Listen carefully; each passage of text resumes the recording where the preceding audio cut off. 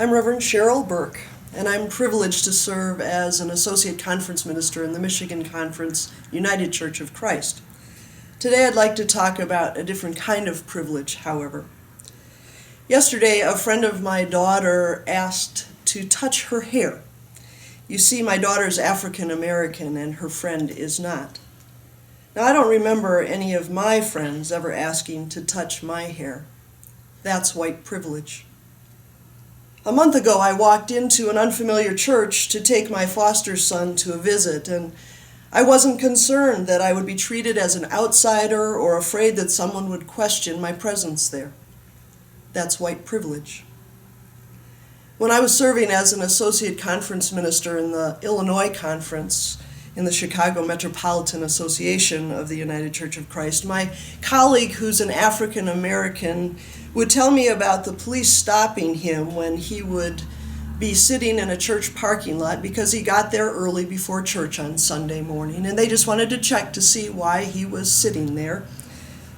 That happened regularly to him. In the 15 years that I've done conference work, that has never happened to me. That is white privilege. When we bought our house, Julie and I didn't worry that the color of our skin would affect the rate we would pay or the ability to get a loan at all. That's white privilege.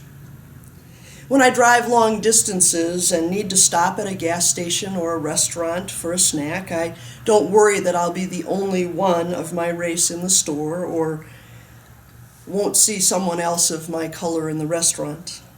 I'll feel comfortable getting out of my car and walking into the store. That's white privilege. When a Samaritan met a Jew in Jesus' day, he would likely be treated unkindly or avoided altogether. Religious privilege, I suspect. Women did not interact with men in public. Gender privilege was afforded to the men.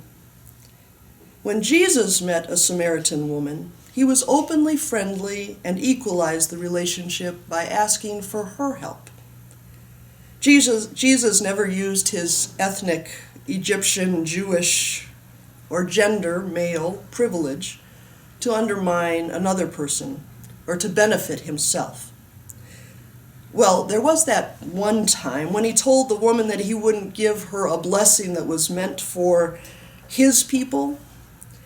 But I think he got it when the woman reminded him that even dogs appreciated the scraps thrown from the table, and we don't ever hear him saying that again.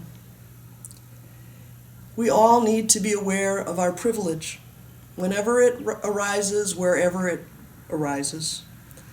That's not easy because the very fact of privilege makes it invisible unless we use compassionate eyes to see it. See, there's race privilege, gender, sexual orientation privilege, gender identity privilege, wealth or relative wealth, education, religion, our ancestor privilege, political privilege, skin color privilege, language ability privilege, physical ability privilege, employment privilege. It's actually a long list. It could go on for a while. And yet, white privilege seems to provide the most benefit for those folks in our society. I know that my privilege as a white, educated, relatively wealthy, able-bodied Christian American gives me a status in the world that many do not have. Now, I can use my privilege to lift my own voice or to make space for those whose voices are rarely heard. I can use my privilege to be comfortable or to choose what may be uncomfortable to serve the God who loves all of us and values all of our differences. I can use that privilege to my own advantage, or to follow Jesus, to bring good news to the poor, to proclaim release to the captives and recovery of sight to the blind, to let the oppressed go free. How are you using your privilege today? That's our faith for thought.